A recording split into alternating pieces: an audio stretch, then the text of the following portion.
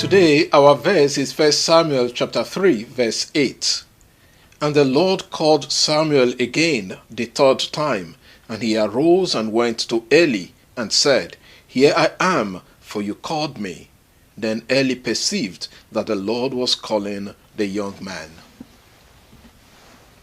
God blessed Hannah, and she gave birth to the boy child for whom she prayed. When she weaned the boy Samuel, she brought him to the temple and offered him to God as she had vowed. The boy Samuel was ministering to the Lord under Eli the priest in the temple when he heard the voice calling him at night. Jewish tradition tells us that Samuel was about 12 years old, the same age at which Jesus was speaking with the doctors of the law in the temple at Jerusalem. Samuel was lying down in the temple where the ark of God was. The ark of God was that box in the temple which contained the 2 tablets of stone, the 10 commandments, written by the hand of God and given to Moses on Mount Sinai, if you read Exodus chapter 25, 10 to 16.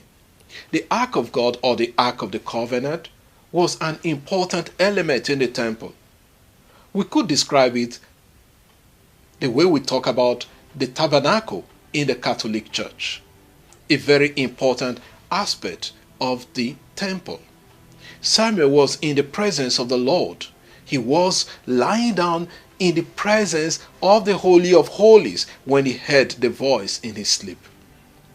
When God called Samuel, he ran to Eli to inquire why he called him.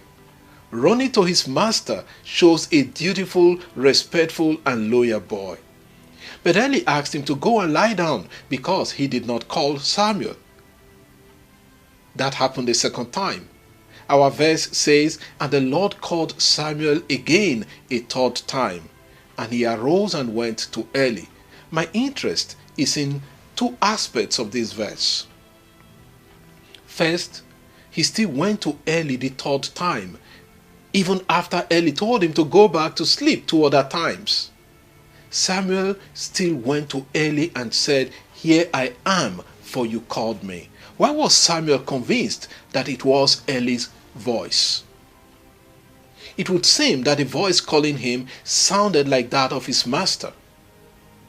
That may address some issues about dreams for us. That we must discern the voices we hear sometimes. They may not precisely represent the faces or voices we see or hear in real life.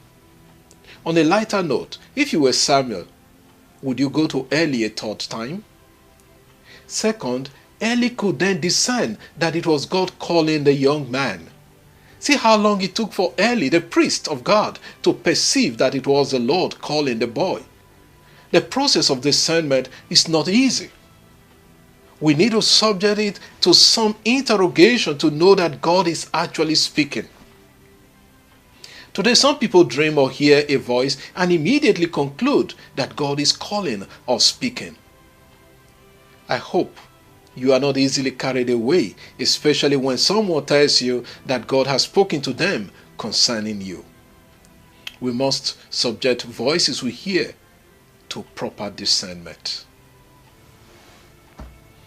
Lord, help us to be patient and discern the voices we hear to know which one comes from you.